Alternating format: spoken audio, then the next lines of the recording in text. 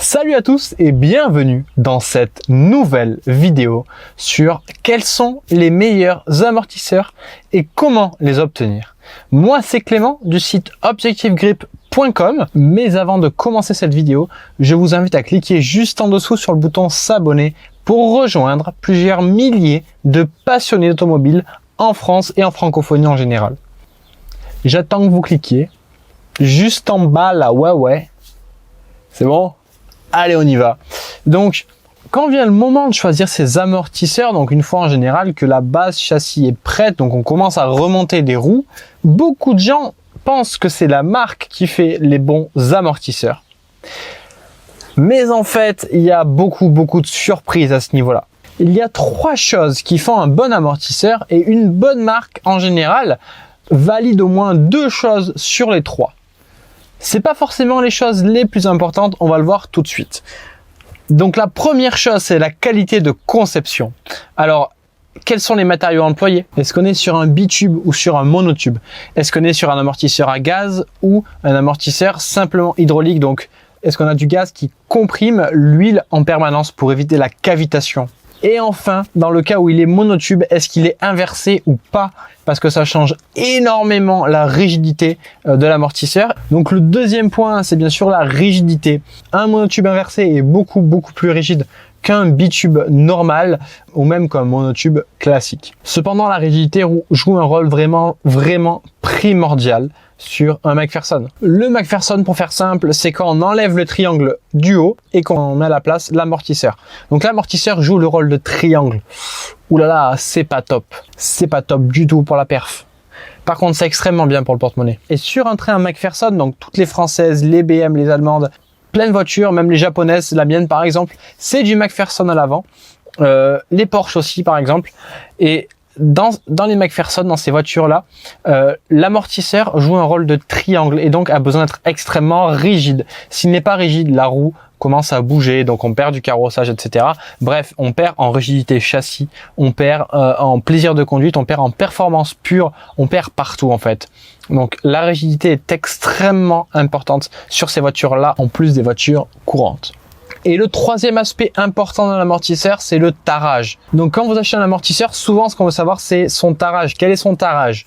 Donc quand on prend une marque de qualité, on suppose qu'elle va avoir un bon tarage. Malheureusement, c'est pas toujours le cas, même dans les bonnes marques que je vais vous indiquer dans la suite de cette vidéo.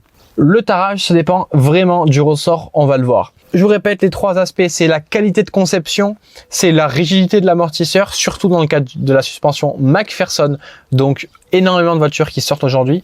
Et le troisième, c'est le tarage. Alors, on va peut-être voir d'abord à quoi sert un amortisseur. Il est là simplement pour contrôler le mouvement du ressort. Un ressort, naturellement, ça va osciller, donc ça va rebondir en fait. Et donc la voiture va rebondir comme ça tout le temps.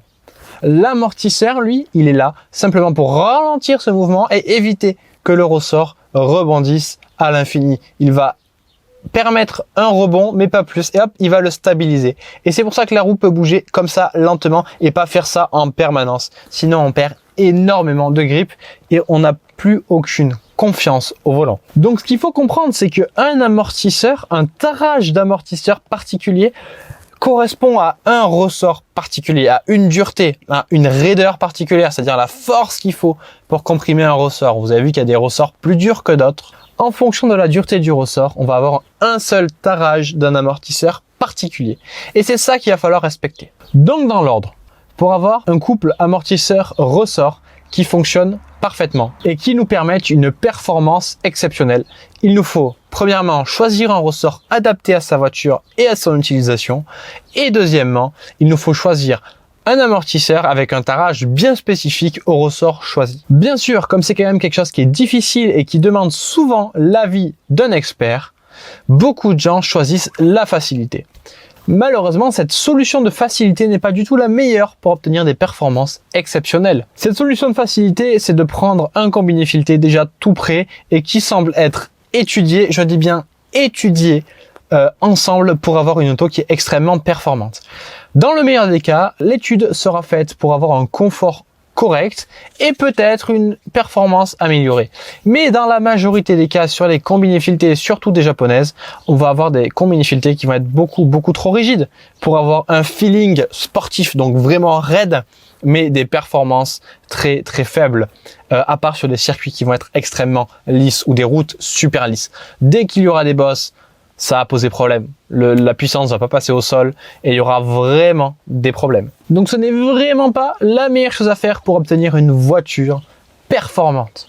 Mais tu veux toi obtenir une voiture performante, alors je vais te dire tout de suite, maintenant, comment faire pour avoir cette voiture dont tu rêves. Et pour avoir une voiture performante, il suffit premièrement de bien choisir son ressort en fonction donc de son utilisation et de sa voiture, du poids de la voiture et de la géométrie, de la suspension utilisée. Ensuite, on tare son amortisseur en fonction du ressort choisi. Il y a pour cela des coefficients à appliquer en fonction de la dureté du ressort. Mais comment fait-on pour tarer son amortisseur? Parce que globalement, pour avoir un ressort qui soit adapté, c'est pas dur. On peut acheter un ressort de 8 kg par millimètre sur n'importe quel site internet ou de 10 kg par millimètre ou 2 kg par millimètre, peu importe. Choisir un ressort, c'est un peu compliqué, mais l'obtenir, c'est facile. Comment on fait pour l'amortisseur? Eh bien, il y a plusieurs choix à cela. Le premier choix pour régler son amortisseur, qui est le plus connu et le plus courant, mais qui malheureusement laisse un petit peu à désirer, c'est de modifier soi-même son amortisseur en tournant la petite molette qui se trouve tout en haut ou tout en bas. Cette molette permet d'avoir le choix de la compression absolue, idéale, même de la détente, tout ça avec une simple petite molette qui n'est pas du tout linéaire alors qu'elle devrait l'être.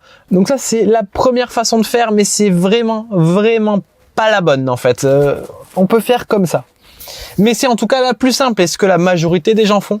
Et ils achètent des combinés réglables parce qu'ils pensent qu'ils vont pouvoir régler eux-mêmes de façon optimale. Et c'est pas du tout le cas. Souvent, on va avoir trop de compression et pas assez de rebond. Ou alors trop de rebond détente, si vous préférez, trop de détente et pas assez de compression. Donc on n'aura jamais vraiment ce qu'on veut, voire pas du tout. De mon expérience, on va vouloir quand même privilégier une détente qui va être correcte. Et donc, au prix d'avoir cette détente correcte, on va avoir une compression qui est psychopathique. C'est vraiment une compression de psychopathe. On va avoir une compression qui va être beaucoup trop raide et à la moindre bosse, on va sauter et s'envoler pour le ciel. Une voiture qui vole, c'est bien, mais pas tout de suite. La deuxième façon de faire, la deuxième option qui s'offre à tout un chacun, c'est de démonter soi-même l'amortisseur, le retarer, changer les rondelles pour le retarer, puis le purger et enfin tout remonter sur la voiture. Ouf. Ensuite, on doit tester ça et voir si ça convient. Ça laisse à désirer. On peut tester ça bien sûr sur une machine qui teste l'amortisseur pour nous, mais peu de gens y ont accès, ça coûte assez cher et encore faut-il savoir lire le graphique qui nous est donné. La troisième façon de faire et qui est de loin la meilleure, c'est de demander à son fabricant de refaire l'amortisseur à neuf ou bien de le tarer pour la première fois et de lui donner une courbe qui correspond. Beaucoup de fabricants ne le font pas, mais ceux qui le font sont des marques en général réputées. On va y venir tout de suite après.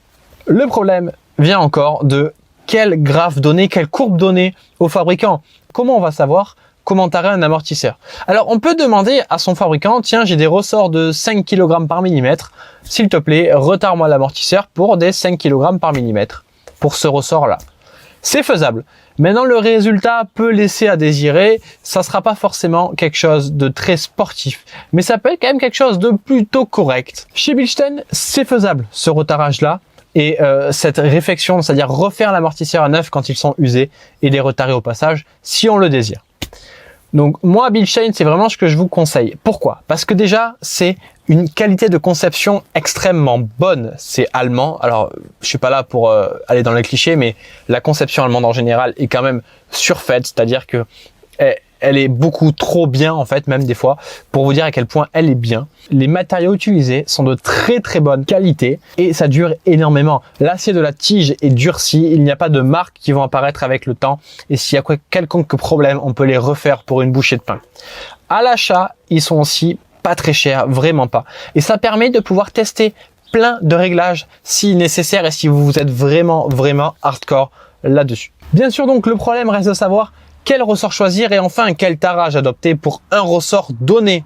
Pour cela, je peux vous aider et vous donner une courbe de tarage à respecter en fonction de votre ressort. Je peux même vous aider à choisir et à vous donner le ressort adapté avec les roulements, la butée qui va bien pour que votre ressort soit libre de tourner et de se comprimer, si vous l'avez vu dans une vidéo précédente que j'ai publiée. En effet, c'est quelque chose que je propose et que je fais tout le temps à mes clients, à tous mes clients. Donc si ça vous intéresse, mettez un petit commentaire, envoyez-moi un message privé sur la page Facebook, il n'y a aucun problème. Donc sinon, vous pouvez regarder un peu sur le net ou demander simplement à Bilstein de le faire pour vous.